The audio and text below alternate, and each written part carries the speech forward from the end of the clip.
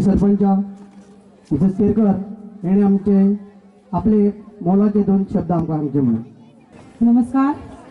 आज आपण इथे आजोबा देवस्थानाच्या कमिटीने जो काय नृत्य स्पर्धेचा जो कार्यक्रम ठेवलेला आहे त्यासाठी जमलेलो आहोत. तर त्या ठिकाणी उपस्थित असलेले आमचे कमिटीचे अध्यक्ष, आमचे वॉर्ड मेंबर आणि तसेच बाकीचे त्यांचे कमिटीचे जे सदस्य आहेत त्यांचं सर्वांचं मी इथे स्वागत करते. बालमित्र या सगळ्यांचं पण इथे मी स्वागत करते.